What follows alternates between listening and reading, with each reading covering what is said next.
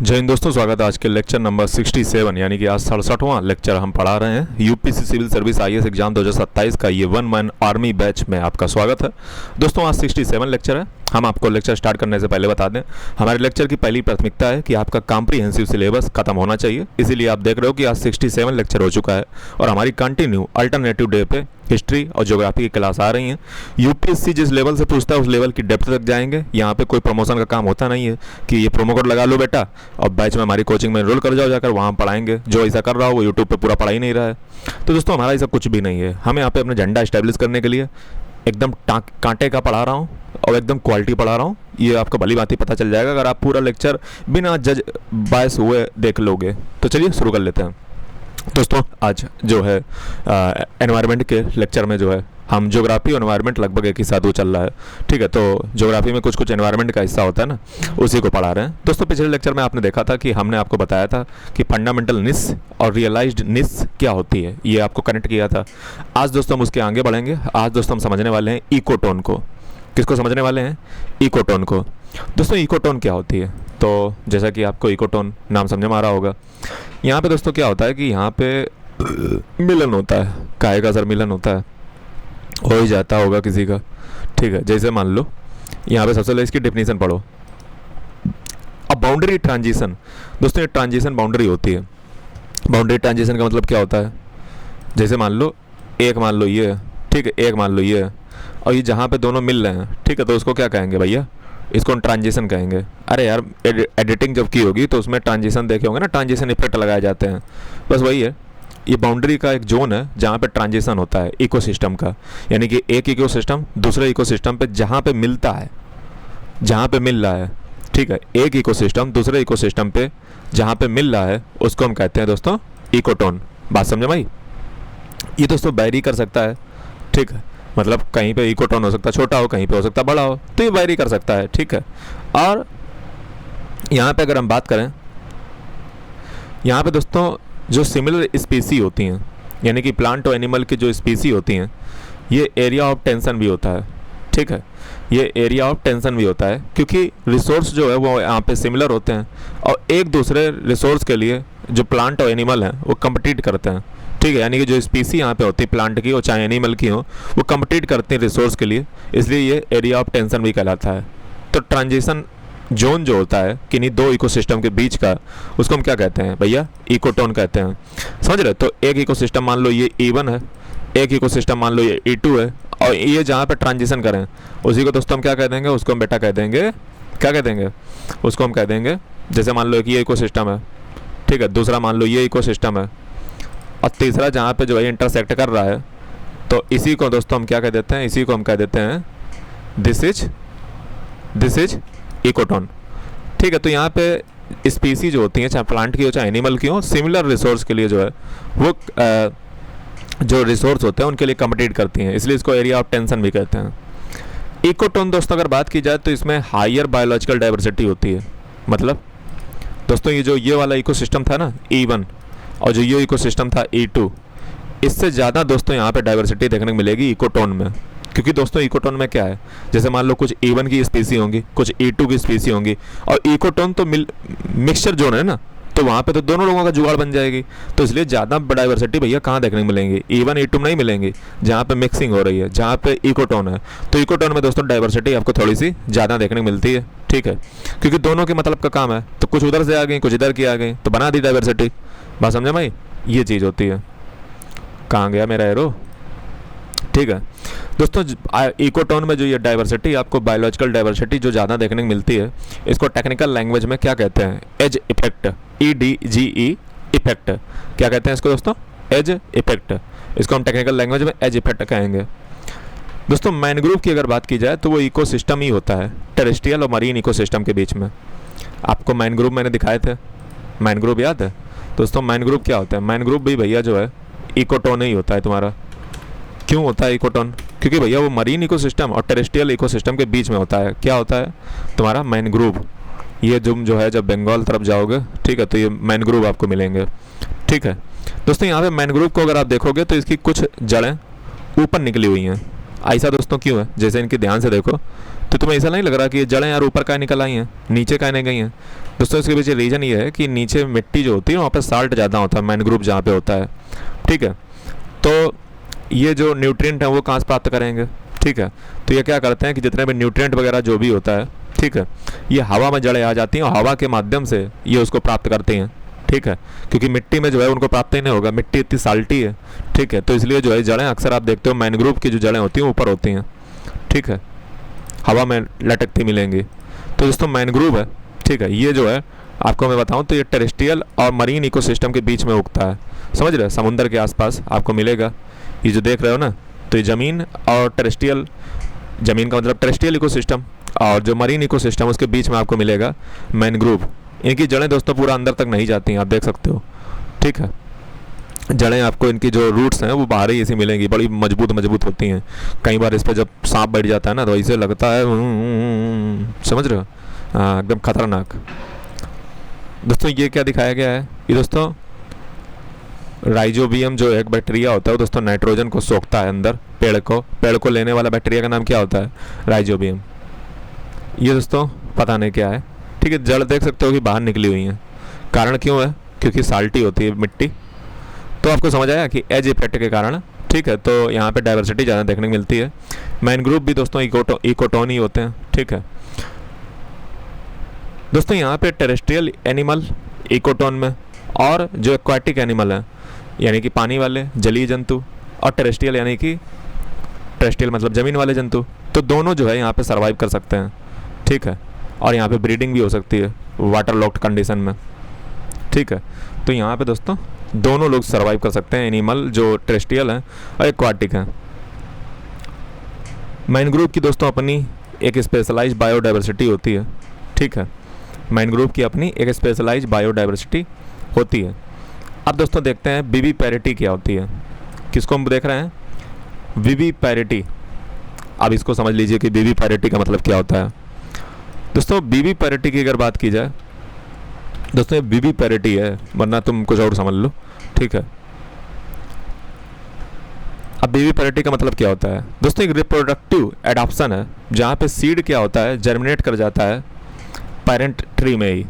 मतलब मैं आपको ऐसा बताऊं कि जैसे मान लो जो पेरेंट ट्री है, ठीक है, जिसका मान लो सीड था, तो ये क्या करता है, पेड़ पे ऊपर बैठे बैठे ही जर्मिनेट कर जाता है। ऐसा क्यों होता है? दोस्तों मैनग्रोव क्या होते हैं कि मैनग्रोव की जो मिट्टी होती है साल्टी, तो सीड क्या वहाँ पे जर्मिनेट हो पाएगा? बिल्कुल नहीं हो पाएगा। तो क्या करता है मैनग्रोव, वो अपने पेड़ पे बैठा बैठा ही उसको जर्मिनेट पहले कर देता है। जर्मिनेट का मतलब उसको अंकुरित कर देता है। ठीक है, तो जो इनका पेरेंट ट्री होता है यानी कि जो मैनग्रोव है वो उसी पे सीड को पहले जर्मिनेट कर देता है। ठीक है, उसके बाद जो है नीचे गिरता करके और सीधे जो है उठना, वो फिर जो है फैलना स्टार्ट कर जाता है। ठीक है, तो जर्मिनेशन का जो काम होता है, विविपैरिटी का मतलब होता है कि रिप्रोडक्टिव एडॉप्टेशन है, जिसमें क्या होता है कि सीड जो होते हैं वो पेरेंट जो ट्री होता है, ठीक है, उसी के अटैच होकर के उसी पे अंकुरित हो जाता है।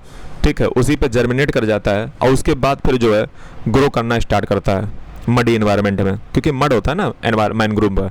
अगर वो मान लो सीड अगर ज़मीन पे गिर जाता है तब क्या होता? सीड दोस्तों ज़मीन पे इसलिए नहीं गिरता है क्योंकि नीचे जो है ना वो कैसा नीचे कैसा साल्टी है, मिट्टी कैसी साल्टी, तो सीड वो जर्मिनेट नहीं हो पाएगा। इसलिए सीड वो गिरने से पहले पेरेंट ट्री पे ही जो है जर्मिनेट हो जाता है।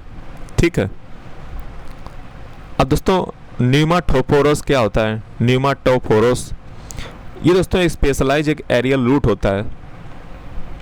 ये स्पेशलाइज एरियल रूट होता है that protrude above the soil to facilitate oxygen uptake in waterlogged and aerobic condition.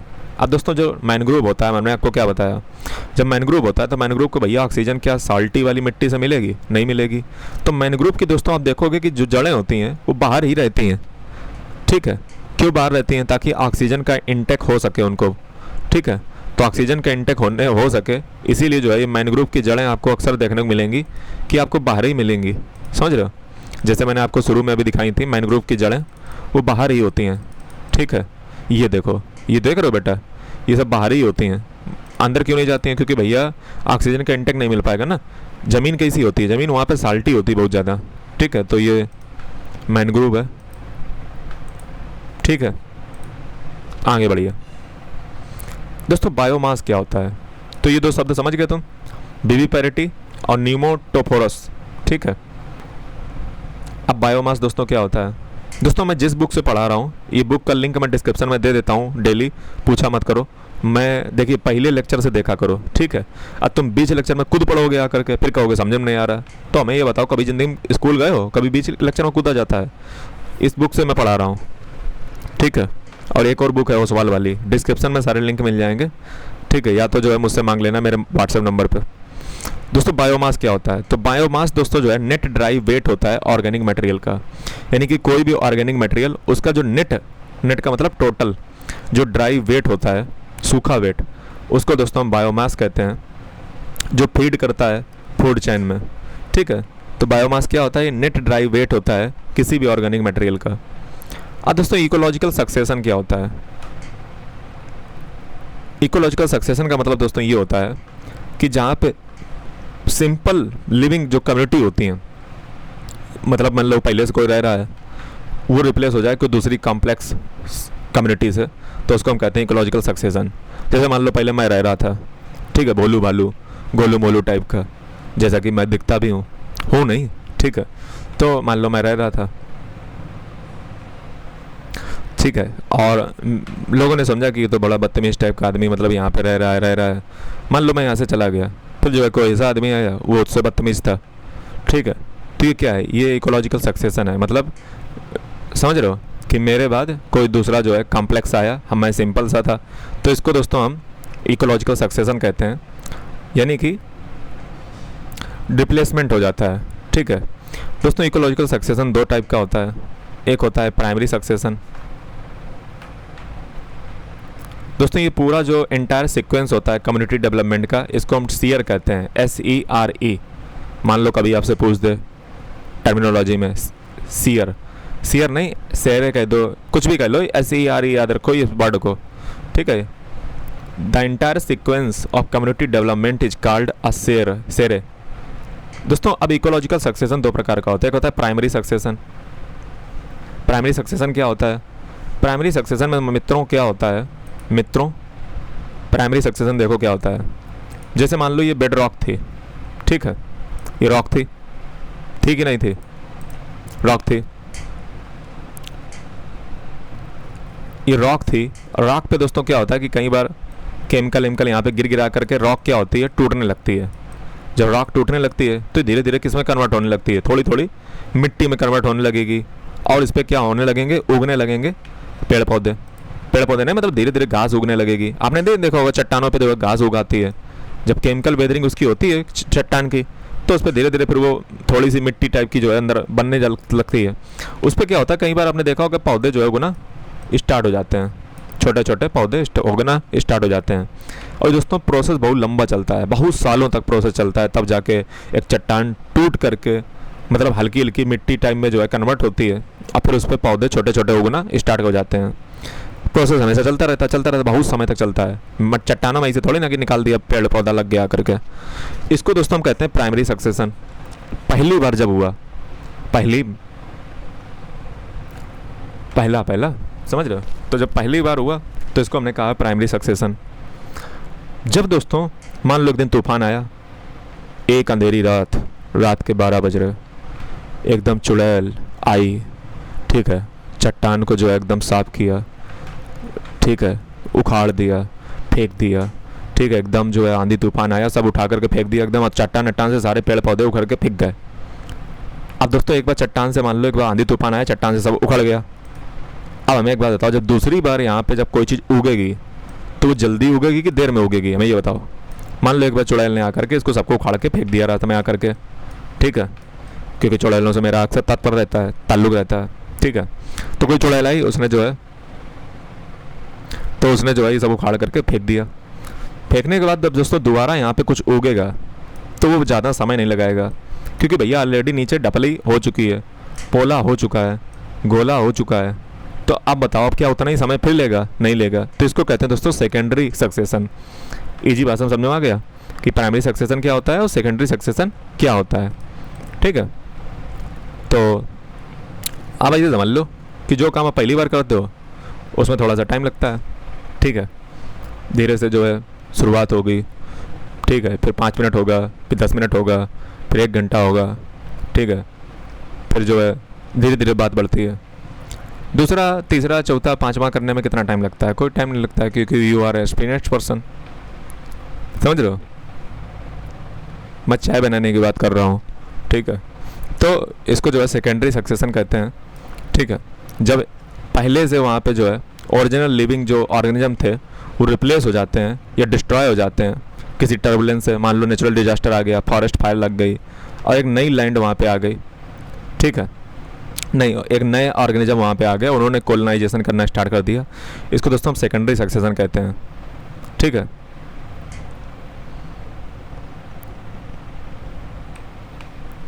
और दोस्तों जब लॉन्ग सक्सेशन के बाद जब हाईएस्ट कम्युनिटी डेवलप हो जाती है, मतलब जैसे बहुत समय हो जाएगा तो बड़े बड़े पेड़ उगाएंगे ना, तो उसको दोस्तों हम कहते हैं क्लाइमैक्स कम्युनिटी। मतलब अंत है, मतलब अंत नहीं, मतलब बहुत क्लाइमैक्स पे पहुंच गया मामला। तो ये देख सकते हो दोस्तों, ये आप देख सकते हो, ये दोस्तों प्राइमरी सक्सेशन का चित्र है, ठीक है। ये क्या है? Primary succession. पहले क्या था? देखो, एक एक करके सब दिखाया गया है। सबसे पहले बेयर रॉक थी, रॉक पे धीरे से लीचन उगे, फिर स्मॉल एनुअल प्लांट और लीचन उगे छोटे छोटे, फिर ग्रास होगी पेरेनियल, फिर दोस्तों ग्रास, श्रब और शेड इंटॉलरेंट ट्री जैसे कि पाइन के पेड़ उगे, ठीक है। समझ रहे हो? ये शेड इंटॉलरेंट होते हैं, पाइन के ट्री उगे। फिर शेड टॉलरेंट वाले, यानी कि जो शेड को टॉलरेंट कर लें, वैसे पेड़ उगे, जैसे ओक का हो गया, हिकोरी का हो गया। और ये दोस्तों क्लाइमैक्स था इसका, यानी कि पाइनियर स्पीसीज सबसे पहले, जिसमें लीचन, ठीक है, स्मॉल एनुअल प्लांट, ग्रासेस और पेरेनियल्स, ये हो गए पाइनियर स्पीसी। फिर उसके बाद दूसरा फेज आता है इंटरमीडिएट स्पीसी, जिसमें आपने देखे ग्रासेस, श्रब और शेड इंटॉलरेंट ट्री जैसे कि पाइन। और फिर आपने क्लाइमैक्स कम्युनिटी में देखा क्या? शेड टॉलरेंट ट्री जैसे कि ओक, हिकोरी। तो दोस्तों प्राइमरी सक्सेशन था। दोस्तों सेकेंडरी सक्सेशन में क्या होता है? सेकेंडरी सक्सेशन में दोस्तों मान लो लग गई आग, सावन में लग गई आग, ठीक है, तो आग लग गई मान लो, ठीक है। फिर क्या होता है? वो दोस्तों लैंड जो है बेयर लैंड हो गई। फिर जो है उस पर 1-2 साल बाद फिर जो है उगना स्टार्ट हो जाते हैं सेमी एनुअल प्लांट एंड लीचन। 3 से 4 साल में ग्रासेस और पेरेनियल ग्रासेस फिर उगना स्टार्ट हो जाती हैं। 5 से 150 साल में grasses, shrub, pine, young oak और हिकोरी उगना स्टार्ट हो जाती हैं। और फिर दोस्तों 150 साल बाद मैच्योर ओक और हिकोरी फॉरेस्ट डेवलप हो जाते हैं। ये दोस्तों क्लाइमैक्स कम्युनिटी का एग्जांपल है, ठीक है। तो आपने देखा कि पाइनियर स्पीसी थी, फिर इंटरमीडिएट स्पीसी आई, फिर क्लाइमैक्स कम्युनिटी आ गई। इसको दोस्तों हम सेकेंडरी सक्सेशन का नाम देते हैं। बात समझ आई? कुल जमा अर्थ दोस्तों यही है कि प्राइमरी सक्सेशन में टाइम लगता है क्योंकि पहला प्यार है, और ये जो है सेकेंडरी सक्सेशन में टाइम कम लगता है क्योंकि ये दूसरा बार उसी जगह पे हो रहा है जहाँ पे ऑलरेडी वो डपली बन चुकी है उसकी रॉक की, ठीक है। तो अब वहाँ पे उतना मुश्किल थोड़े ना होगा। तो ये दोस्तों कहानी आपको समझ में आई? एक कहानी है जो सबको सुनानी है, ठीक है। आगे बेटा बात करो। अब दोस्तों इकोसिस्टम अर्थ के देखिए, तो अर्थ पे दोस्तों मेजर इकोसिस्टम दोस्तों कई टाइप के होते हैं। जैसे एक होता है एक्वाटिक इकोसिस्टम, ये प्लांट्स एंड एनिमल और जो नॉन लिविंग एनवायरनमेंट होता है वाटर में, ठीक है, जो प्लांट और एनिमल जो होते हैं ना, और जो उनका जो नॉन लिविंग एनवायरनमेंट होता है वाटर सेटिंग में, वाटर में, ये दोस्तों हो सकता है आपका ocean, lake, estuary, delta, fresh water body, ये सब एग्जाम्पल एक्वाटिक इकोसिस्टम के हैं। टेरेस्ट्रियल इकोसिस्टम कैसा होता है? ये दोस्तों सेल्फ रेगुलेटिंग होता है, ठीक है।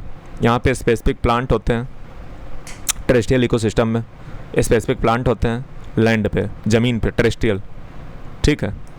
प्रीडोमिनेंट वेजिटेशन होती है, ठीक है। और टेरेस्ट्रियल इकोसिस्टम को जो है कैसे नाम से पहचाना जाता है? जो यहाँ पे डोमिनेंट वेजिटेशन होगी। और दोस्तों इसको फर्दर जो है हम बायोम से भी जानते हैं, जब ये लार्ज और स्टेबल हो जाता है टेरेस्ट्रियल इकोसिस्टम। और दोस्तों मेजर टेरेस्ट्रियल बायोम्स देख लीजिए।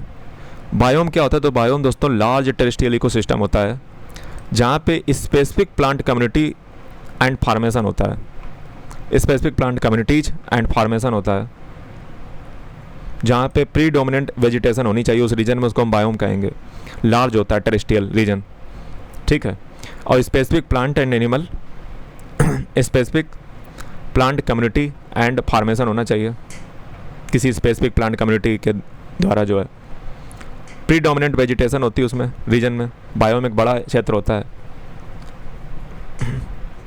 क्लाइमेट का एक बड़ा इम्पैक्ट होता है बायोम में, जैसे टेम्परेचर और प्रेसिपिटेशन का उस रीजन पे, ठीक है, जो वहाँ की वाइल्ड लाइफ को इफेक्ट करता है।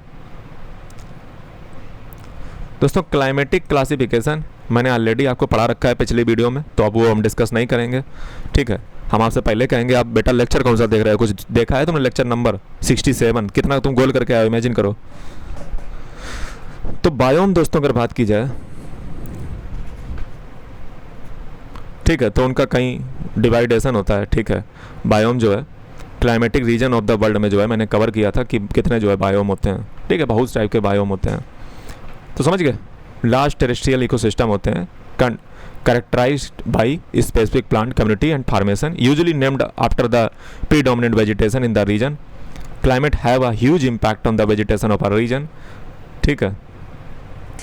अब आ जाओ मैनग्रोव पे। तो मैनग्रोव की शक्ल तुम्हें हमने पहले दिखाई, ये देखो मैनग्रोव है, समुंदर के आसपास होते हैं मैनग्रोव, ठीक है, जिनकी जड़ें बहुत भारी भारी होती हैं, ठीक है। तो ये मैनग्रोव है,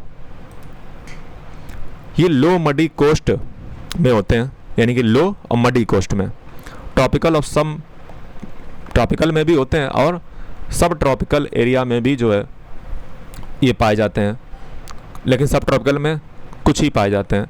मोस्टली जो है आपको ट्रॉपिकल में मिलेंगे और कुछ जो है आपको सब ट्रॉपिकल में भी मिलेंगे। ये दोस्तों एक टेंगल्ड मासेस होते हैं ट्री के, इनको मैनग्रोव कहते हैं। ये सॉल्ट टॉलरेंट होते हैं, नमक को टॉलरेंट कर लेते हैं, ठीक है, और ये वाटर लॉग कंडीशन के अडाप्ट कर लेते हैं, यानी कि वाटर लॉग में भी ये जिंदा रह सकते हैं, ठीक है। और ये आपको सबमर्ज मिलेंगे इंटर टाइडल कंडीशन में। टाइडल भैया कहाँ आते हैं, इंटर टाइडल कंडीशन कहाँ मिलेगी, समुद्र मिलेगी, ठीक है, तो उसी में सबमर्ज होते हैं, वाटर लॉक्ड कंडीशन में रह सकते हैं, सॉल्ट टॉलरेंट होते हैं। ये दोस्तों थ्राइव करते हैं किसमें, जहाँ सेडिमेंट रिच लैगून्स होते हैं, बे होती हैं जैसे बे ऑफ बंगाल, डेल्टा होते हैं, एस्चुरी होती हैं, ठीक है, साउथ एशिया में, और रिवर होती हैं साउथ एशिया। मतलब जो एस्चुरी है ना, जो रिवर होती है, रिवर ही की तो एस्चुरी होगी ना। अब एस्चुरी तुम्हें नहीं पता है तो भैया एस्चुरी हम पढ़ा चुके हैं, ठीक है। तो डेल्टा, बे, लगून, सेडिमेंट रिच लगून, ठीक है, एस्चुरी हो गई रिवर की साउथ एशिया में, साउथ ईस्ट एशिया में, ट्रॉपिकल अफ्रीका में, ट्रॉपिकल अमेरिका में। तो ये इकोसिस्टम अगर बात की जाए तो क्वाइट फ्रेजाइल होते हैं एंड थ्रेट होता है इनको ह्यूमन डेवलपमेंट से, ठीक है। In some countries the salty area and mangrove have been reclaimed, समझ रहे हो। ये दोस्तों कई जगह पे जो है इनको दोबारा रिक्लेम किया जाए। दोस्तों मैनग्रोव का सबसे बड़ा फ़ायदा ये होता है कि जब समुंदर आता है तो उससे हमारी रक्षा होती है। मान लो समुद्र से पानी एकदम उफान आया तो ये मैनग्रोव हमारी रक्षा करते हैं, जो तट पे बसे हुए इलाके होते हैं उनकी रक्षा होती है हमारी, ठीक है। बहुत सारी मेडिसिनल इसकी प्रॉपर्टी होती है मैनग्रोव की, ठीक है, और मैनग्रोव हमारी बहुत रक्षा करते हैं, ठीक है। हाँ, तो मैनग्रोव का दोस्तों यूपीएससी अक्सर पूछता रहता है, मेंस में अक्सर पूछता है यूपीएससी क्वेश्चन मैनग्रोव से, ठीक है। तो ओए बत्ती चली गई, बंद कर दो सारे, पंखा बंद कर दो। तो मैनग्रोव जो है उनको दोबारा, चूँकि कई जगह पे जो है इंसान क्या करते हैं, इनको काट कूट कर जो है खतरा पैदा करते हैं, वो उनको पता ही नहीं है कि मैनग्रोव तुम्हारे लिए कितने ज़रूरी हैं, ठीक है। हाँ, तो कई जगह पे इनको रिक्लेम किया गया है because of conceived fear of disease और pestilence in the swamp land. दोस्तों स्टडी जैसा शो करती हैं कि ये फॉरेस्ट जो है प्रोटेक्ट करते हैं कोस्ट को और कोस्टल इरोजन को। जैसे कई बार नहीं होता, जैसे मुंबई है, मुंबई हो सकता है समय बाद डूब जाए, ठीक है, तो कोस्टल रीजन को, कोस्टल इरोजन को रोकने का काम करते हैं ये फॉरेस्ट। रिड्यूस करते हैं इम्पैक्ट, जैसे साइक्लोन आता है कभी कभी, चक्रवात तूफान, स्टॉर्म आता है और सुनामी अगर आती है, तो कोस्टल इंफ्रास्ट्रक्चर और कम्युनिटी को सेव भी करते हैं, ऐसा स्टडी कहती है। तो मैनग्रोव कितने इंपॉर्टेंट हैं, समझ रहे हो। अब बायोडाइवर्सिटी क्या होती है, तो बायोडाइवर्सिटी एक एब्रीविएशन है बायोलॉजिकल डाइवर्सिटी का। सीधी सी बात है कि बायोलॉजिकल डाइवर्सिटी को हम शॉर्ट में क्या कहते हैं, बायोडाइवर्सिटी। इसको कॉइन किया था वाल्टर जी रोसन ने, ठीक है। जहाँ पे बहुत सारी डाइवर्सिटी आपको बायोलॉजिकल देखने को मिले उसको हम बायोडाइवर्सिटी कहेंगे, यानी कि लिविंग ऑर्गेनिज्म की बहुत ज़्यादा वेरिएबिलिटी आपको जहाँ पे देखने को मिले, ठीक है। यहाँ पे जैसे आप देख सकते हो, ठीक है, ये दोस्तों कुछ बायोडाइवर्सिटी रिच इलाके हैं जिन्हें मैं आपको दिखाना चाहूँगा कहाँ कहाँ पे बहुत ज़्यादा बायोडाइवर्सिटी पाई जाती है। चलिए आपको मैं दिखाता हूँ। दोस्तों सबसे ज़्यादा बायोडाइवर्सिटी पता कहाँ पाई जाती है? पॉलिनेशिया और माइक्रोनेशिया आइलैंड है ना, पॉलिनेशिया और माइक्रोनेशिया जो पैसिफिक ओशियन में आइलैंड पड़ते हैं, यहाँ बहुत ज़्यादा बायोडाइवर्सिटी देखने को मिलती है। अब आप कहोगे सर पॉलिनेशिया और माइक्रोनेशिया हमें तो कुछ पता नहीं है। बेटा वर्ल्ड मैप मैंने पूरा पढ़ाया हुआ है। हम तुमसे फिर कहेंगे कि तुम 67 लेक्चर देख रहे हो, होश में रहो और सारे लेक्चर पिछले देख के आओ। फिर दोस्तों अटलांटिक जो फॉरेस्ट रीजन है ना, यहाँ पे बायोडाइवर्सिटी अच्छी मिलती है, अटलांटिक फॉरेस्ट रीजन। फिर दोस्तों ब्राज़ील में एक जगह पड़ती है जिसका नाम होता है सिरादो, यहाँ पे बायोडाइवर्सिटी अच्छी है, सिरादो ब्राज़ील में पड़ता है, ठीक है। फिर दोस्तों ट्रॉपिकल जो एंडीज हैं, एंडीज माउंटेन पढ़ाए थे ना साउथ अमेरिका में, तो जो ट्रॉपिकल एंडीज हैं यहाँ पे बायोडाइवर्सिटी बहुत अच्छी देखने को मिलती है। फिर जैसे डेरियन चोको वेस्टर्न इक्वाडोर, तो दोस्तों इक्वाडोर आपको मैंने पढ़ाया था, वहीं पे डेरियन चोको वेस्टर्न इक्वाडोर है, तो वहाँ पे दोस्तों बायोडाइवर्सिटी अच्छी मिलती है। फिर दोस्तों मेसो अमेरिकन फॉरेस्ट, ये दोस्तों मीजो अमेरिकन फॉरेस्ट हैं, ठीक है, यहाँ पे आपको पड़ते हैं कैरिबियन तरफ, ठीक है, तो यहाँ पे भी आपको डाइवर्सिटी अच्छी मिलती है। तो दोस्तों मैंने आपको लोअर एंटिलीज और ग्रेटर एंटिलीज बताया था, तो ये दोस्तों एंटिलीज जो इलाका है ना ये वाला, यहाँ पे जो एंटिलीज हैं यहाँ पे बायोडाइवर्सिटी अच्छी मिलती है। फिर और भी रीजन है पूरी दुनिया में, मैं आपको सारे दिखा देता हूँ। फिर है एक Cape and western Cape floristic region, ये साउथ अफ्रीका और जो है नीचे नामीबिया तरफ मिलती है, Cape and western Cape floristic region, ठीक है, साउथ अफ्रीका में। मेडागास्कर में बहुत अच्छी बायोडाइवर्सिटी मिलेगी आपको। फिर जो है गिनिया फॉरेस्ट जो है ना वेस्ट अफ्रीका के, यहाँ बहुत अच्छी बायोडाइवर्सिटी मिलेगी। उसके बाद आपको मेडिटेरियन जो रीजन है यहाँ बायोडाइवर्सिटी बहुत अच्छी मिलेगी। हिमालय जो रीजन है यहाँ पे बायोडाइवर्सिटी बहुत अच्छी मिलेगी। जो इंडो बर्मा रीजन है यहाँ बायोडाइवर्सिटी बहुत अच्छी मिलेगी। फिलीपींस में आपको बहुत अच्छी बायोडाइवर्सिटी मिलती है। फिर आपको मिलेगी बायोडाइवर्सिटी सबसे अच्छी वेस्टर्न घाट और श्रीलंका में बायोडाइवर्सिटी बहुत अच्छी है।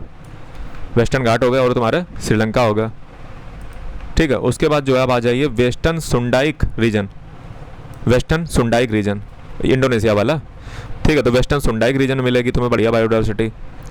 फिर तुम्हें मिलेगी बायोडाइवर्सिटी बहुत अच्छी न्यू चार्ल्स डोनिया में, पढ़ाया था मैपिंग में, सब पढ़ाया मैपिंग में, ऐसी कोई जगह नहीं जो पढ़ाई ना हो। फिर जो ईस्टर्न सुंडाइक रीजन है, एक तो मैंने बताया western Sundaic reason, eastern सुंडाइक reason, दोनों में बायोडाइवर्सिटी बहुत अच्छी है।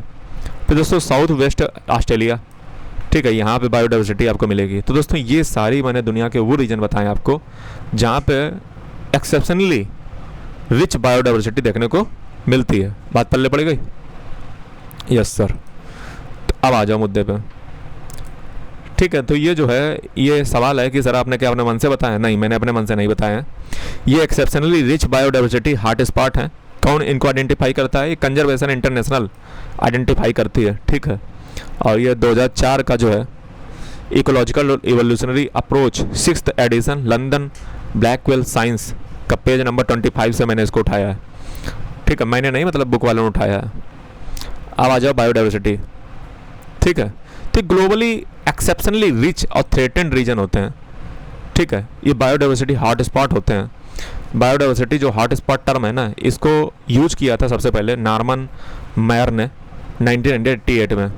इसमें ट्रॉपिकल एंडीज के एरिया, अच्छा सारे मैं बता चुका हूँ जी, ठीक है, जितने एरिया थे वो मैंने आपको बता दिए हैं। तो ये जो टर्म है सबसे पहले किसने यूज़ किया था? बायोडाइवर्सिटी हॉट स्पॉट, ये यूज़ किया गया था नॉर्मन मायर के द्वारा, ठीक है। तो ये सब जो है बायोडाइवर्सिटी हॉट स्पॉट मैंने आपको वर्ल्ड के मैप पे बताई दिए हैं। आज अगर हम बात करें तो 8 बिलियन ह्यूमन पूरी दुनिया में है, ठीक है। लगभग कितने ह्यूमन है पूरी दुनिया में? तो पूरी दुनिया में इंसान जो है 8 बिलियन है। मिलियंस ऑफ स्पीसी हैं एनिमल और प्लांट की, ये सब लैंड वाटर और एयर पे डिपेंड करती हैं। और ये जो है जितनी भी स्पीसी हैं, स्पीसी कितनी है? 8 बिलियन पीपल हैं, लोग हैं, ह्यूमन हैं। और स्पीसी की अगर बात की जाए तो स्पीसी लगभग 4 बिलियन ईयर्स, ठीक है। 4 बिलियन ईयर्स में जितनी ये स्पीसी आपको देखने को मिलती है दुनिया में, ठीक है। मैंने क्या बताया, 8 बिलियन जो है लोग, 8 बिलियन ह्यूमन है पूरी दुनिया में, मिलियंस ऑफ स्पीसी हैं, और ये सब मिलियंस ऑफ स्पीसी कितने दिनों में बनी हुई हैं दोस्तों? बनी हुई हैं बिलियंस ऑफ ईयर्स में, 4 बिलियन ईयर में बनी हुई हैं स्पीसी इतनी सारी। तो बायोडाइवर्सिटी की दोस्तों बात करें तो बायोडाइवर्सिटी भी जो है 3 प्रकार की होती है। एक होती है जेनेटिक डाइवर्सिटी। इसमें हम देखते हैं जेनेटिक डाइवर्सिटी में कि different kind of ecosystem, distribution of different kind of ecosystem which comprise communities of plants, animals and माइक्रोनिज्म and surrounding environment. ठीक है, जेनेटिक डाइवर्सिटी में आप क्या पढ़ते हो? इसमें आप डिस्ट्रीब्यूशन पढ़ते हो डिफरेंट काइंड ऑफ इकोसिस्टम का, जो है शामिल करता है क्या? जेनेटिक डाइवर्सिटी में आप क्या पढ़ते हो? डिस्ट्रीब्यूशन पढ़ते हो किसका? डिफरेंट काइंड ऑफ इकोसिस्टम, जिसमें क्या शामिल होता है? कम्युनिटीज, काय की कम्युनिटीज? तो प्लांट की, एनिमल्स की, माइक्रोनिज्म की, और उनका जो सराउंडिंग एनवायरनमेंट है। ठीक है, तो दोस्तों आप इन प्रकार के इकोसिस्टम के बारे में पढ़ते हो, डिस्ट्रीब्यूशन पढ़ते हो, ये होती है जेनेटिक डाइवर्सिटी। ठीक है, फिर दोस्तों एक होती है स्पीसी डाइवर्सिटी, यानी कि टोटल नंबर ऑफ स्पीसी एक रीजन में कितनी है, समझ रहे हो? स्पीसी का कितना डाइवर्सिटी है, तो इसको दोस्तों हम कहते हैं, यानी कि टोटल नंबर ऑफ स्पीसी। याद रखिएगा, हम पॉपुलेशन की बात नहीं कर रहे हैं, टोटल नंबर ऑफ स्पीसी कितनी है। अलग अलग प्रकार की स्पीसी होती हैं, तो टोटल नंबर ऑफ स्पीसी एक रीजन में कितनी है, इसको हम स्पीसी डाइवर्सिटी कहते हैं।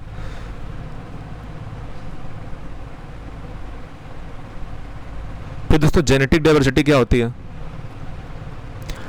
जेनेटिक डाइवर्सिटी का मतलब होता है डिस्ट्रीब्यूशन। जेनेटिक डाइवर्सिटी का मतलब होता है इंडिविजुअल स्पीसी का जो है कितना ज़्यादा, जो है एक इंडिविजुअल स्पीसी का कितना ज़्यादा जेनेटिक डाइवर्सिटी है। दोस्तों फाइनली जो है लाइट जा चुकी है, और यहाँ पे दोस्तों मैं बात कर रहा था जेनेटिक डाइवर्सिटी की। अब आप दोस्तों कहोगे कि ये दोनों में जो है डिफरेंस क्या है, मतलब एक तरफ जेनेटिक डाइवर्सिटी है, नीचे भी जेनेटिक डाइवर्सिटी। दोस्तों ये जो किताब में है ना, किताब में ये एरर है, आप इसको सही कर लीजिएगा, क्योंकि जब मैं पढ़ रहा था तो मुझे खुद ही गड़बड़ लग रहा था कि ये इकोसिस्टम डाइवर्सिटी है। ठीक है, जो मैं पहले बात की थी ना, जहाँ मैंने बताया था कि आपको distribution of different kind of ecosystem which comprise communities of plant, animals and micro organism and surrounding environment is called, इसको क्या कहते हैं? इसको कहते हैं इकोसिस्टम डाइवर्सिटी। इसको इकोसिस्टम डाइवर्सिटी कहते हैं, इसको आप करेक्ट कर लीजिए। दूसरी दोस्तों है स्पीसीज डाइवर्सिटी। ये दोस्तों स्पीसीज डाइवर्सिटी क्या बताती है? स्पीसीज डाइवर्सिटी बताती है कि कितनी ज़्यादा स्पीसी की डाइवर्सिटी है किसी रीजन में। ठीक है, यानी कि टोटल नंबर ऑफ स्पीसी एक रीजन में कितनी है, यानी कि स्पीसी की डाइवर्सिटी कितनी है किसी रीजन में, डिफरेंट टाइप की स्पीसी। फिर दोस्तों जेनेटिक डाइवर्सिटी क्या होती है?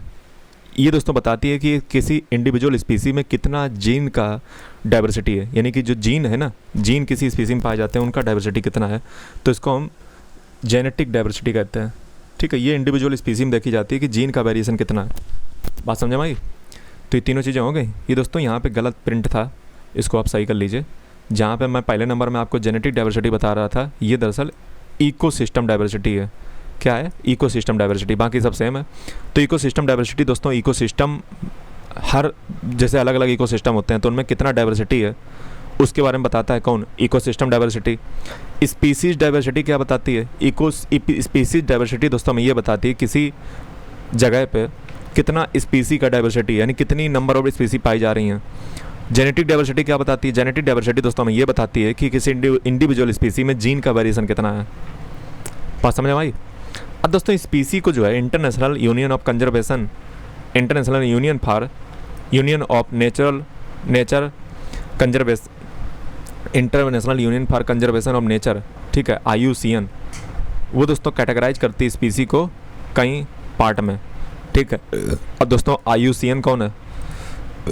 IUCN के बारे में आपको थोड़ा सा पता होना चाहिए। ठीक है दोस्तों, ये IUCN है, international union for conservation of nature. तो ये क्या करती है, इसका दोस्तों काम समझिए। ये 5 अक्टूबर 1948 में बनी हुई थी। ठीक है, IUCN, और ये दोस्तों फाउंड हुई थी फ्रांस में। ये इंटरनेशनल ऑर्गेनाइजेशन है। काम इसका क्या है? नेचर कंजर्वेशन और बायोडाइवर्सिटी को लेकर काम करती है। हेडक्वार्टर इसका ग्लैंड में है, स्विट्जरलैंड में। रीजन इसका वर्ल्ड वाइड है। मेंबर इसके 1400 हैं। अब 1400 देश थोड़े ना होंगे, मतलब और भी लोग होंगे। ठीक है, और इसमें दोस्तों अगर हम बात करें ठीक है। ये इंटरनेशनल यूनियन है फॉर कंजर्वेशन ऑफ नेचर। इसका दोस्तों काम क्या होता है? इसका काम दोस्तों है लगभग 1400 गवर्नमेंटल और नॉन गवर्नमेंटल ऑर्गेनाइजेशन 170 देशों से इसके साथ जो है मेंबरशिप लिए हुए हैं। ठीक है। और पहले इसका नाम पता क्या था? पहले इसका नाम था international union for protection of nature. International union for protection of nature पहले इसका नाम हुआ करता था 1948 से 1956 तक।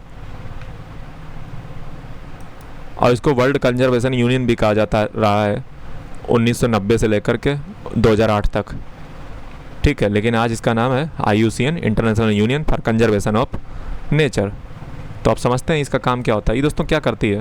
ये कैटेगराइज करती है स्पीसी को कैटेगरी में। जैसे अब स्पीसी जो हैं उनको खतरा भी होता है। अब कितना खतरा है, कितना खतरा नहीं है, किसको ज़्यादा बचाना है, किसको कम बचाना है, किसको ज़्यादा प्रोटेक्शन देनी है, तो इसके बेस पे कैटेगराइज किया जाता है। जैसे अच्छा, फ़ोटो मेरी आई नहीं रही थी।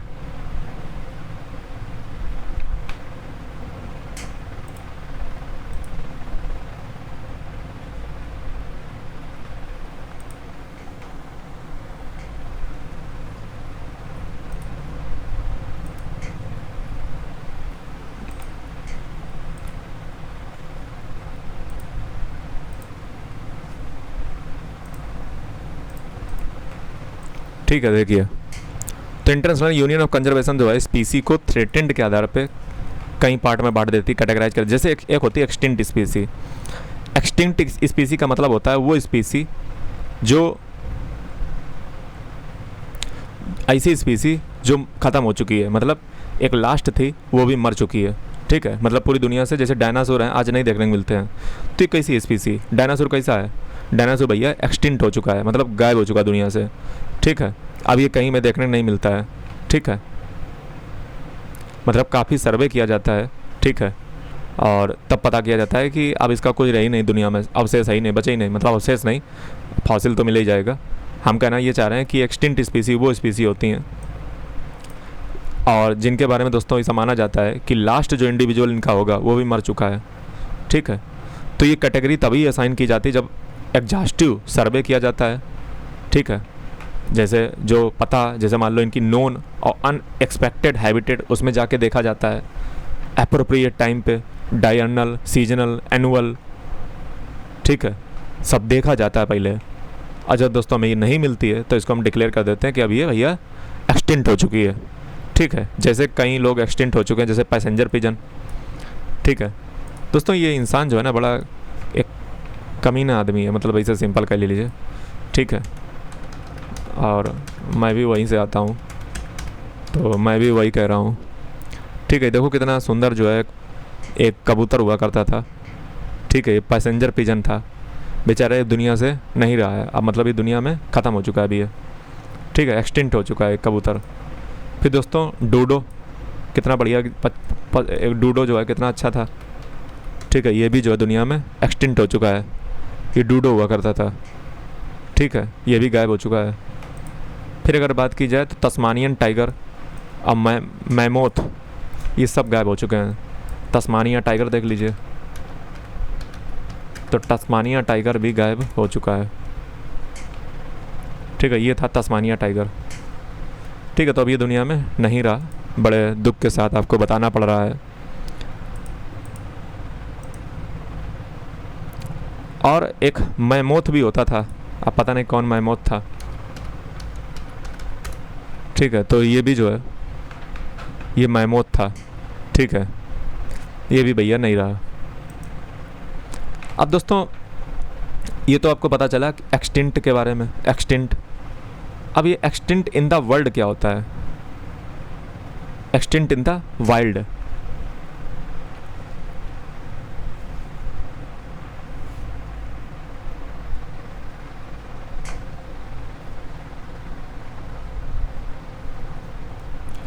दोस्तों ये एक्सटिंक्ट इन द वाइल्ड वो स्पीसी होती हैं जो एक्सटिंक्ट हो जाती हैं वाइल्ड में। समझ रहे हो? दूसरे शब्दों में कहा जाए when efforts to locate an individual in its natural habitat have failed, हम लोकेट नहीं कर पाते इनकी हैबिटेट में, it is considered to be extinct in the wild, तब दोस्तों उसी वाइल्ड में हम मान लेते हैं, समझ रहे हैं, कि वो एक्सटिंक्ट हो चुकी है, हम लोकेट ही नहीं कर पा रहे उसको है। जैसे Hawaiian crow, Guam kingfisher थी दोस्तों एक्सटिंक्ट इन द विल्ड, ठीक है।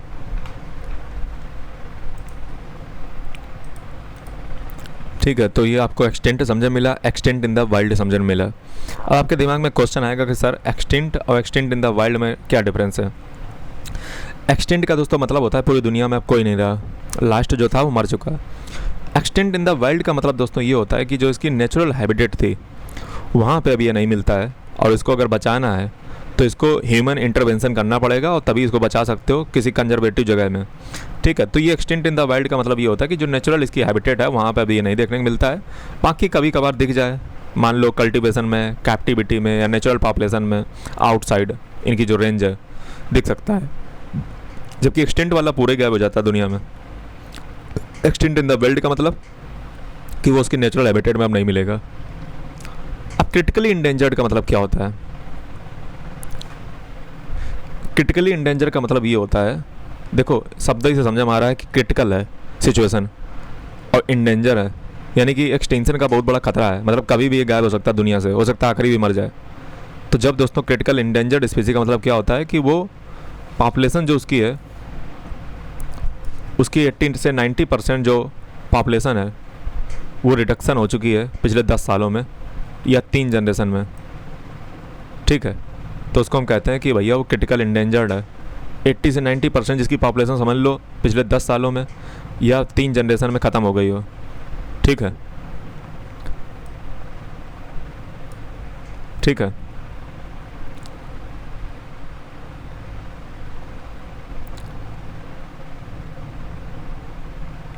और इनका जो पॉपुलेशन एस्टीमेट है वो कम हो गया हो, 250 मैच्योर इंडिविजुअल और डिक्लाइन कर रहा हो कंटिन्यू, मतलब जो इनके मैच्योर होते हैं ना, मतलब जो मैच्योर आदमी इनमें होंगे वो 250 बचे हुए हैं, ठीक है, 250 मैच्योर से भी कम बचे हुए हैं और कंटिन्यू डिक्लाइन कर रहे हैं।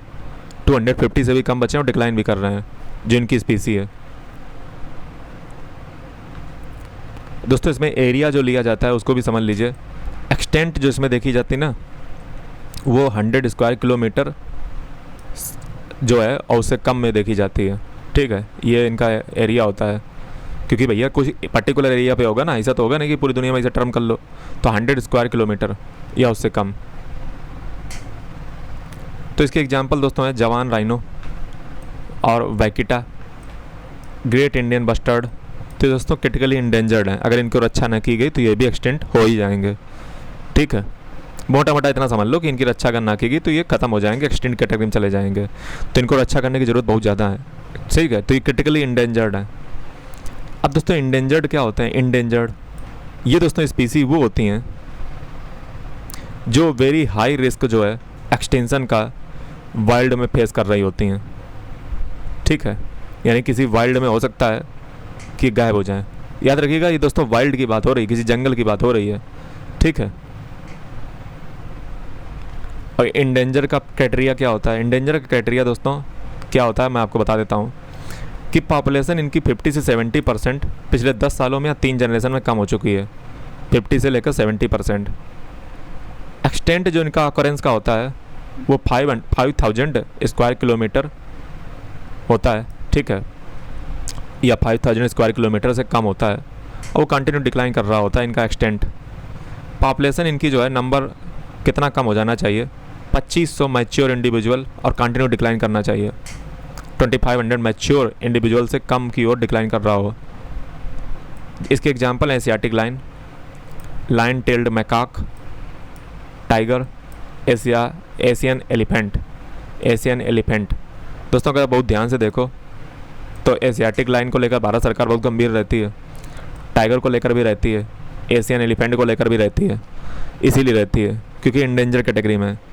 ये थोड़ी सी जो है क्रिटिकल इंडेंजर से कैटेगरी थोड़ी सी सही होती है, पूरी देखोगे तो पूरी तरीके से तो अच्छी नहीं है, लेकिन क्रिटिकली इंडेंजर्ड से थोड़ी सी सांस की राहत होती है क्योंकि ये उतना टफ क्राइटेरिया नहीं है, लेकिन फिर भी जो है खतरा तो वही इंडेंजर्ड में। फिर दोस्तों एक होते हैं वल्नरेबल। ये दोस्तों वो स्पीसी होती है जब हाई रिस्क जो है एक्सटेंशन का फेस कर रही होती है, ठीक है, यानी कि high risk of extension in the wild in medium term future जो है फेस कर रही होती है। याद रखिएगा वाइल्ड का मतलब होता है जंगल, ठीक है। तो ये high risk of extension near term जो मीडियम टर्म फ्यूचर है उसमें फेस कर रही होती है, इसको हम वल्नरेबल कहते हैं। वल्नरेबल का क्राइटेरिया क्या होता है, ये दोस्तों और थोड़ी सी राहत बड़ी खबर होती है। क्या इसकी पॉपुलेशन साइज रिडक्शन अगर 30 से 50% पिछले 10 सालों में या 3 जनरेशन में हुआ हो, 30 से 50% पॉपुलेशन रिडक्शन, इसका एक्सटेंट दोस्तों और ज़्यादा है, हाई फाई, समझ रहे हो, 20,000 स्क्वायर किलोमीटर, ठीक है, लेस देन 20,000 स्क्वायर किलोमीटर इसका एक्सटेंट है एरिया। पॉपुलेशन इसकी दोस्तों कितने से डिक्लाइन करनी होनी चाहिए, 10,000 मैच्योर इंडिविजुअल्स एंड डिक्लाइनिंग, ठीक है। तो थोड़ी सी राहत की खबर है कि यहाँ पे लंबा लंबा आंकड़ा है। इसके एग्जांपल हैं दोस्तों वल्नरेबल में आपकी dugong, giant panda, olive Ridley turtle और स्नो लेपर्ड, ठीक है, ये वल्नरेबल में आते हैं, ठीक है, मतलब इतनी खतरे की बात है नहीं, वल्नरेबल है। फिर दोस्तों आते हैं लास्ट में आपके नियर थ्रेटेंड। नियर थ्रेटेंड का मतलब क्या होता है, नियर थ्रेटेंड दोस्तों वो होते हैं जो किसी भी कैटेगरी में नहीं आते हैं, जैसे ना ये इंडेंजर में आएंगे, ना ये क्रिटिकली इंडेंजर में आएंगे, और ना ये वल्नरेबल में आते हैं। तो ना क्रिटिकली इंडेंजर्ड, ना इंडेंजर्ड और ना ये वल्नरेबल। लेकिन हो सकता है कि बहुत जल्दी ये किसी कैटेगरी में आ जाएं, ऐसी संभावना है, क्योंकि जिस हिसाब से ये ख़त्म हो रहे हैं। तो इसको दोस्तों हम कहते हैं नियर थ्रेटेंड।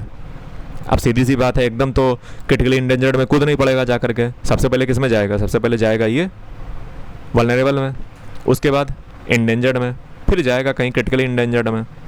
बात समझ रहे हो, एकदम तो कूद नहीं पड़ेगा जा करके, ठीक है, जब तक कोई बहुत कैटास्ट्रॉफ इवेंट ना हुआ हो। इसके एग्जाम्पल है दोस्तों नियर थ्रेटेंड के जैगुआर, तो खतरे की बात उतनी है नहीं। यूरोपियन बाइसन, ये दोस्तों नियर थ्रेटेंड में आते हैं, ठीक है, नियर थ्रेटेंड। फिर दोस्तों एक होते हैं लीस्ट कंसर्न, कोई चिंता की बात ही नहीं, बस आराम से पैर फैला के सो जाओ। ये दोस्तों स्पीसी वो होती है जो बहुत कम कंसर्न की होती है, ठीक है, और ये दोस्तों ना तो क्रिटिकली इंडेंजर्ड होती है, ना इंडेंजर्ड होती है, ना वल्नरेबल होती है, ना नियर थ्रेटेंड होती है, अबेंडेंट होती है ये, ठीक है। जैसे इसके एग्जांपल है ब्राउन बियर, खूब है दुनिया में, रेड फॉक्स और हाउस स्पैरो। लेकिन हाउस स्पैरो तो पूरी दुनिया में होंगी, लेकिन बस भारत ही में पता नहीं, हमने बहुत दिन से चिड़िया नहीं देखी। फिर दोस्तों एक होते हैं डेटा डेफिशिएंट, डीडी कहते हैं इनको, जिनका इनएडिक्वेट हमारे पास इंफॉर्मेशन डायरेक्ट या इनडायरेक्ट कोई डेटा ही नहीं होता है हमारे पास पॉपुलेशन के रिलेटेड, तो इसको डेटा डिफिशिएंट कहते हैं, ठीक है। डेटा ही जिनके बारे में नहीं है उनको डेटा डिफिशिएंट कैटेगरी में डाल देते हैं। जैसे रेयर स्क्वाड और जो ऑक्टोपस स्पीसी हैं, इनका डेटा ही नहीं हमारे पास है। ये ज़्यादातर दोस्तों पता कौन होती हैं, ज़्यादातर जो नई कोई पता चलती है, न्यूली रिकॉर्डेड जो एम्फीबियन होते हैं या फिर कोई डीप ओशियन स्पीसी हैं, वो ज़्यादातर डेटा डिफिशिएंट में ही आती हैं, क्योंकि उनके बारे में डेटा हमारे पास उतना होता नहीं है। कि कोर्चो, नॉट इवेल्युएटेड का मतलब क्या होता है, नॉट इवेल्युएटेड, सीधी सी बात है, जिनको अभी तक असेस नहीं किया गया है, ठीक है, अभी आकलन नहीं किया गया है, तो वो नॉट इवेल्युएटेड में आएंगे। बहुत सी स्पीसीज इसी दुनिया में है जिनको अभी तक असेस ही नहीं किया गया है, ठीक है। और दोस्तों ये लिस्ट कंजर, अब आप देख लीजिए थोड़ा सा,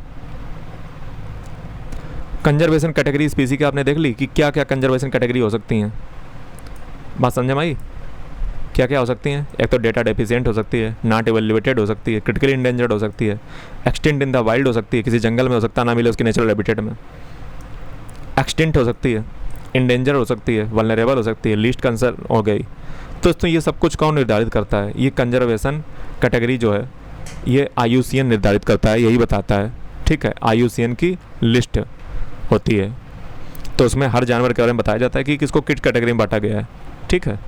दोस्तों जिस भी जानवर के बारे में आपको पता करना हो तो आपको सिंपल सा उसका जानवर का नाम टाइप कर लेना है। जैसे मान लो स्लॉथ बियर है, जैसे आपने स्लॉथ बियर मान लो टाइप किया, ठीक है, तो स्लॉथ बियर के बारे में ऑटोमेटिक आपके सामने जानकारी आ जाएगी कि किस कैटेगरी में डाला गया है।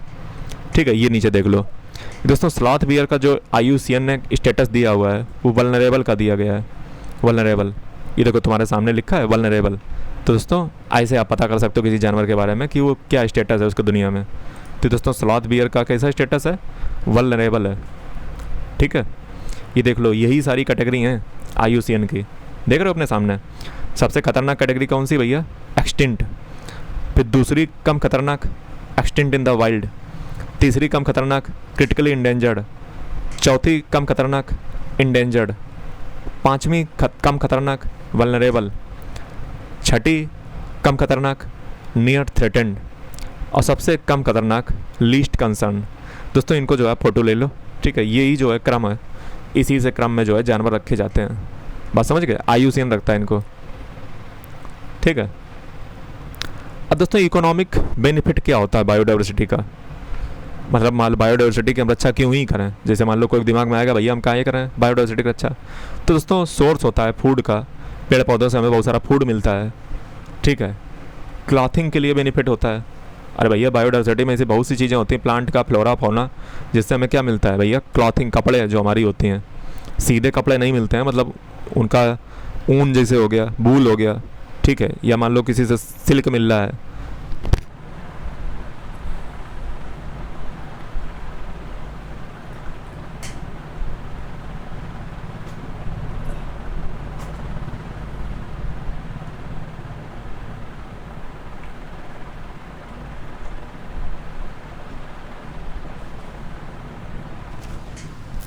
बात समझे भाई? तो इकोनॉमिक बेनिफिट हमारे बहुत होते हैं। फूड मिलता है, क्लॉथ मिलता है, शेल्टर मिलता है, लकड़ी से हमें शेल्टर बना सकते हो। ड्रग मिलता है, मेडिसिन मिलती हैं, फ्यूल वुड मिलता है, चारकोल मिलता है, कमर्शियल टिम्बर मिलती है, स्पोर्ट के लिए गुड्स मिलती हैं वस्तुएं, इंडस्ट्रियल रॉ मटेरियल मिलता है, टूरिज्म मिलता है, जेनेटिक स्टोर हाउस होता है। बहुत सारी जेनेटिक डाइवर्सिटी होती है बायोडाइवर्सिटी में। इनडायरेक्ट बेनिफिट की बात की जाए तो कंजर्वेशन और प्रोटेक्शन होती है वाटर की, एयर का प्योरीफिकेशन होता है, सॉइल जो है वो सही बनी रहती है, और वेदर और क्लाइमेट जो है रेगुलेट रहता है, हाइड्रोलॉजिकल जो साइकिल होता है वो रेगुलेट रहता है, इकोसिस्टम मेंटेन रहता है, रिलीजियस और कल्चरल वैल्यू होती है जहाँ बायोडाइवर्सिटी हॉट स्पॉट होता है, लोगों के रिलीजियस और कल्चरल वैल्यू वहाँ पे होते हैं। लोग नहीं अक्सर जो है जाते हैं, जैसे मान लो अमरनाथ गुफा ऊपर देखने जाते हैं, ठीक है, या जहाँ पे भी लोग जाते हैं, ठीक है, तो मतलब बहुत सारी प्लेसें हैं जहाँ पे लोग जाते हैं सिर्फ बायोडाइवर्सिटी के कारणवश, ठीक है। जैसे जानवरों की हमारे देश में पूजा होती है, तो ये सब क्या है? सस्टेनेबिलिटी ऑफ एनवायरनमेंट सस्टेन रहता है। अगर आपको ये सारे शब्द ना समझ में आ रहे हो तो आप सिंपल से क्या कीजिए, हमारे नंबर 1 से लेक्चर देखिए, ठीक है, तो आपके ये सारे भारी भरकम जो शब्द हैं समझ में आ जाएंगे। थोड़ा बुद्धि लगाया करो यार, इतना थोड़ा तुम्हें बेसिक से बताएंगे, खुद से बुद्धि लगा सकते हो कि भैया एनवायरनमेंट की सस्टेनेबिलिटी होगी अगर हम इकोसिस्टम का मौजूद रखेंगे। नेचर के साथ छेड़छाड़ नहीं की जाती है, और हमारा हिंदू धर्म जो सनातन धर्म है बहुत पहले से ये सब बातें जानता है। इसलिए देखिए ना, मैंने जब आपको हिस्ट्री बताई थी तो मैंने आपको ऋग्वेद में पढ़ाया था। ऋग्वेद में किसकी पूजा हो रही भैया? ऋग्वेद में किसकी पूजा हो रही है? नेचर की, प्रकृति की। वायुदेव, वरुण देव, अग्निदेव, सूर्यदेव, इंद्रदेव, हम लोग तो प्रकृति से जुड़े हुए इंसान हैं। ये वेस्ट हमें क्या सिखाएगा? नेचर कंजर्वेशन और एनवायरनमेंट कंजर्वेशन हम उनको सिखा देंगे। हमारे वेदों में तो कब की बात हो रही है नेचर कंजर्वेशन की? ऋग्वेद में, पूरा ऋग्वेद ही जो है प्रकृति के बारे में लिखा गया है। सनातन धर्म जो है कितना महान है, जिसमें जो है नेचर कंजर्वेशन की बात तो कब की लिखी गई है, समझ रहे हो? ऋग्वेदिक एज में लिख दी थी हमने ये बात, तो मैंने आपको हिस्ट्री में बताया था। और सुंदर भी लगता है मामला, बायोडाइवर्सिटी जहाँ होती है, एस्थेटिक वैल्यू उसकी होती है जहाँ बायोडाइवर्सिटी होती है। अब दोस्तों इकोसिस्टम सर्विस क्या होती हैं? जो इकोसिस्टम से जो ह्यूमन को बेनिफिट मिलते हैं उसको हम इकोसिस्टम सर्विस कहते हैं, ठीक है। जैसे फूड और वाटर मिलता है इकोसिस्टम से, और क्लाइमेट रेगुलेशन होता है, डिसीज कंट्रोल होती हैं, रोग नहीं होते हैं, मेडिसिन मिलती है ना, और भी तरीके से होती होंगी। स्पिरिचुअल बेनिफिट होते हैं, कल्चरल सर्विस, ठीक है। सपोर्टिंग सर्विस जैसे न्यूट्रिएंट साइकिलिंग, सॉइल फार्मेशन, ये सब इकोसिस्टम ही तो मिलता है। ये सब इसेंशियल हैं, बहुत ज़रूरी है ह्यूमन वेलबींग और सर्वाइवल के लिए, समझ रहे हो। तो इकोसिस्टम दोस्तों बहुत ज़रूरी होता है, प्रकृति के साथ छेड़छाड़ नहीं करनी चाहिए, चाहे वो प्लांट हो चाहे वो एनिमल हो, दोनों को संरक्षित करके रखना है, ठीक है। अब दोस्तों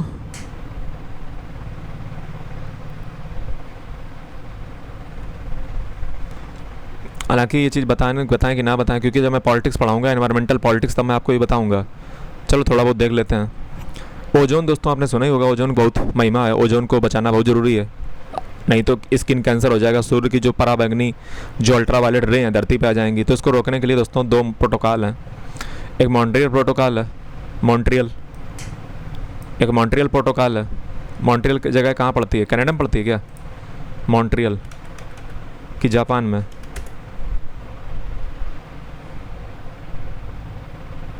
कनाडा में पड़ता है मॉन्ट्रियल, ठीक है, कनाडा में पड़ता है मॉन्ट्रियल प्रोटोकॉल, ठीक है। तो ओजोन डिप्लीटिंग जो सब्सटेंस होते हैं जिनको हम ओडीएस कहते हैं, जैसे क्लोरोफ्लोरोकार्बन्स, हैलोन्स, कार्बन टेट्राक्लोराइड, तो इनको रोकने के लिए, ठीक है, इनको फेज आउट करने के लिए, ठीक है, ये मॉन्ट्रियल प्रोटोकॉल बनाई गई थी कि ये सब्सटेंस जो है ओजोन को नुकसान पहुंचाते हैं, ओजोन की जो लेयर है, तो इसके लिए मॉन्ट्रियल प्रोटोकॉल लाई गई थी ताकि इन सब्सटेंस को, जो ओजोन डिप्लीटिंग सब्सटेंस, इनको फेज आउट किया जाए, ठीक है।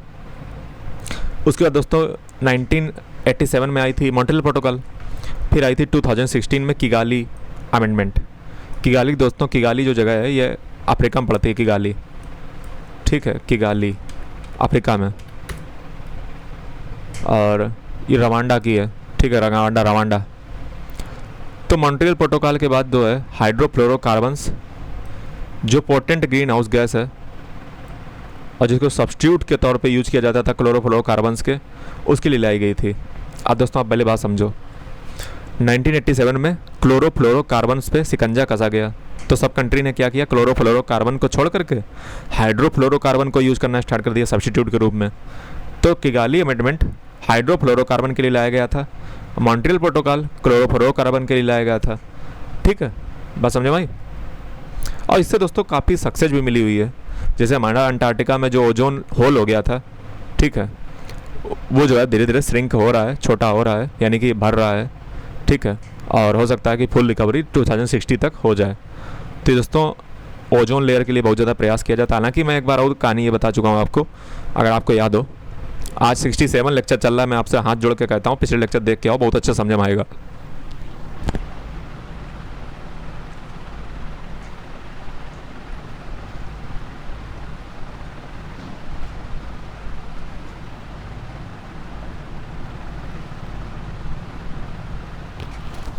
जब दोस्तों ओजोन लेयर जो है, ओजोन डिप्लीटिंग जो सब्सटेंस होते हैं दुनिया में जब कम होते हैं, तो ओजोन लेयर जो है जो मजबूत होती है, ओजोन लेयर से सूर्य की जो अल्ट्रावायलेट रे हैं धरती पर नहीं आ पाती हैं, जिससे इंसानों की जो स्किन कैंसर है वो कम होता है, कैटरैक्ट के रोग कम होते हैं, मरीन इकोसिस्टम डिस्टर्बर नहीं होता है, हार्म नहीं होता है, क्योंकि यूवी रेडिएशन बड़ी खतरनाक होती है। अगर सूरज के नीचे आ गई ना, ओजोन लेयर हट गई बीच से तुम्हारे पॉल्यूशन के चक्कर में, तो गड़बड़ हो जाएगा,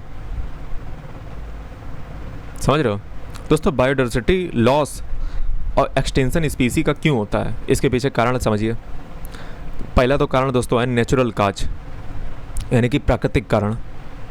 प्राकृतिक कारण में आपका आ जाता है volcanic eruption, climatic change, drought, flood. फिर दोस्तों होते हैं एंथ्रोपोजेनिक काजेज। एंथ्रोपोजेनिक मतलब जो इंसान करते हैं, जैसे हम डिफॉरेस्टेशन कर देते हैं, हैबिटेट ही उसकी मिटा देते हैं जिसमें वो रहते हैं। डिफॉरेस्टेशन कर दोगे, रहेंगे कहाँ जा कर के। इंसान ना सबसे नंबर 1 का दोगला आदमी है। कैसे दोगला है, जैसे मान लो जानवर, एक शेर मान लो तुम्हारे गाँव में घुसा है, शेर तुम्हारे गाँव में घुसा है, तो इंसान पता क्या कहेगा कि शेर देखो गाँव में घुसा आया, शेर गाँव में घुसा आया। जबकि सच्चाई ये है कि तुम उसके जंगल में घुस गए जा करके, इसलिए उस शेर को गाँव में तुम्हारे आना पड़ा, वरना उसको आने की कुछ चुल नहीं बची थी। तो इंसान मतलब ये चाहता है कि हर जगह फैल फूट के उसका ही राज होना चाहिए। जंगल में तुम डेवलपमेंट करो, कहीं उनको रहने ना दो, कहाँ जाएंगे। मतलब क्या पूरी धरती जो है वो सिर्फ इंसानों के लिए ही बनाई गई है क्या? जानवरों के लिए नहीं है, पक्षियों के लिए नहीं है? वो कहाँ रहेंगे जा कर के? तुम उनके जंगल काटो, जंगल से जब वो तुम्हारे घर में घुसाएं फिर कहो कि तुम्हारे घर में घुसाए। अरे भैया तुमने उनका घर बिगाड़ा है, तब तुम्हारे घर में घुसे हैं। तो ये जो ह्यूमन है बड़ा दोगला टाइप का आदमी है, एंथ्रोपोजेनिक काज में दोस्तों ओवर एक्सप्लॉयटेशन भी आता है। बहुत ज़्यादा तुम एक्सप्लॉयटेशन करोगे ना एनिमल और प्लांट का, ठीक है, हंटिंग करोगे वाइल्ड एनिमल और प्लांट की, कि दोबारा वो फिर मरम्मत ही ना उनकी हो पाए, ठीक है। हालांकि जब से जो है बहुत सारे प्रयास होते हैं इलीगल हंटिंग को रोकने के लिए, तो अब कुछ नंबर में कमी आई है ना। तो पहले तो बहुत ही हंटिंग होती थी, लोग शौकियाँ मारते थे जानवरों को, शिकार पे जा रहे हैं, ठीक है, सितारपुर, ठीक है, तो शिकार करते थे। फिशिंग टेक्निक भी जो है आज सही हो चुकी है, लेकिन फिशिंग टेक्निक से भी अगर तुम ज़्यादा फिशिंग करोगे, जैसे जापान और चाइना बहुत फिशिंग करते हैं, ओवर एक्सप्लॉयटेशन कर देते हैं, तो उससे मरीन इकोसिस्टम नहीं बेकार होता है। उतना मछली उठाओ जितना काम का हो, ये नहीं कि ओवर एक्सप्लॉयटेशन कर रहे हो। इनवेजिव कुछ स्पीसी आ जाती हैं। इनवेजिव स्पीसी क्या होती हैं, ये भी थोड़ी जिम्मेदार होती हैं। इनवेजिव स्पीसी जो नेटिव प्लांट को नुकसान पहुंचाती हैं। ऐसी दोस्तों बहुत सी स्पीसी होती हैं जो दूसरी स्पीसी को मार डालती हैं, ठीक है। ऐसी भी स्पीसी होती हैं, इनको हम एक्जोटिक स्पीसी कहते हैं।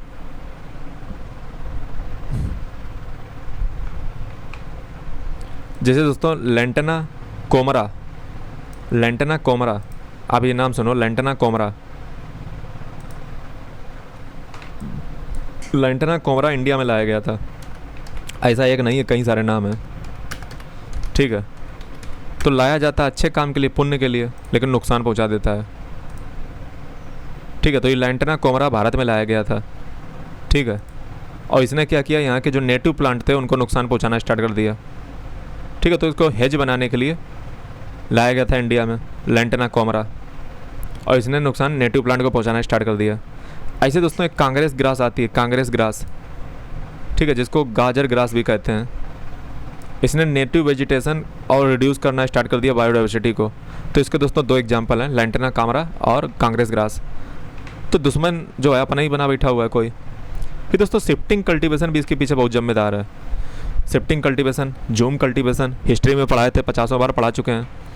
ये सब ट्रॉपिकल रीजन में होती है, वर्ल्ड के ह्यूमिड ट्रॉपिकल एंड सब ट्रॉपिकल रीजन में शिफ्टिंग कल्टीवेशन, ठीक है। इसको जूम कल्टीवेशन भी कहते हैं। फॉरेस्ट जो है इसमें बर्न कर दिए जाते हैं, क्रॉपिंग के लिए यूज़ किए जाते हैं, ठीक है, जला दिया जाता है फॉरेस्ट को।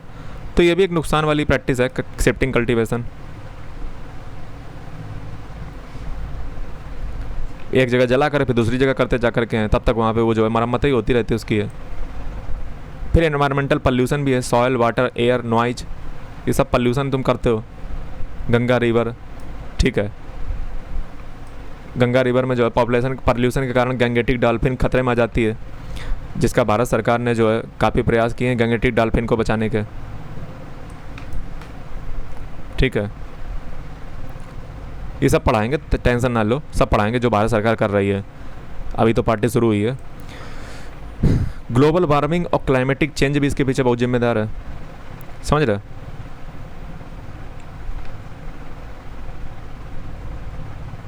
जैसे एक लार्गो ट्री है, लार्गो ट्री कैक्टस, ये दोस्तों यूएसए में समुद्र का जो पानी बढ़ने के कारण ये एक्सटिंक्ट हो चुका है, लोकली एक्सटिंक्ट हुआ है। तो इंडस्ट्रियल रिवोल्यूशन हुआ, उससे ग्लोबल वार्मिंग हुई, ठीक है। आज आप देखते हो कि असम में पानी कितना बरसने लगा, सब ग्लोबल वार्मिंग ही तो है। तो बहुत सारी जो है ग्लोबल वार्मिंग की वजह से प्रॉब्लम पैदा होती हैं। आइस कैप जो है पिघलती है, सी लेवल राइज होता है, तो कई लोग मारे जाते हैं, कहीं स्पीसी मारी जाती हैं। पानी गर्म हो जाता है समुद्र का, उससे स्पीसी मर जाती हैं। और डिसीज भी इसके पीछे कारण है। कई बार फ्लोरा और फौना में रोग लग जाते हैं, खतरनाक रोग। जैसे रबर ट्री में जो है साउथ अमेरिका में रोग लग जाता है, ठीक है। और रोग होते कहाँ पे हैं, ट्रॉपिकल और टेम्परेट रीजन में, ठीक है। तो रोगों से भी कई बार फंगल डिसीज लग जाते हैं, ठीक है। जैसे फंगल डिसीज किस में लगता है, रबड़ में, साउथ अमेरिका में। फिर दोस्तों टूरिज्म भी जिम्मेदार है। कई बार लोग जो है टूरिज्म करने जाते हैं, दोना पत्तल खाना पीना सब वहीं पे जो है फैला के आते हैं गंदगी, ठीक है। तो टूरिज्म भी जिम्मेदार इसके लिए है, ठीक है। टूरिज्म भी इसके लिए जिम्मेदार है। ट्रेड भी जिम्मेदार है। कई बार लोग चुपके छिपके जो है बेच देते हैं पक्षियों को, जानवरों को, ठीक है, और हड्डियाँ बेचते हैं निकाल निकाल करके, सींग बेचते हैं, ठीक है। तो ये अब सवाल ये है कि सर इतने सारे आपने रोना रो दिया है, अब मैं ये बताओ क्या हम सब बंद कर दें, मतलब सब छूना ही बंद कर देंगे हम तो? जैसे गांव के आदमी की इतनी सारी बातें बताओ, तो पहले वो कहेगा हम कल से जाएंगे ही नहीं, छोड़ देंगे सब कुछ। ये भी दोस्तों एक बेवकूफ़ी है। दुनिया में चीज़ें ऐसे नहीं चलती हैं, एक्सट्रीम में सिचुएशन नहीं चलती हैं कि सब कुछ छोड़ दो सब कुछ पकड़ लो, ऐसे काम नहीं चलता है। हमें बैलेंस करना पड़ता है, सस्टेनेबल, समझ रहे हो? सस्टेनेबल शब्द याद कर लो, बैलेंस करना पड़ता है हर चीज़ को, ठीक है। तो दोस्तों आज के लेक्चर में फ़िलहाल इतना ही, और कल फिर मिलते हैं एक नए वीडियो के साथ। तब तक ले जाएं, वंदे मातरम, धन्यवाद।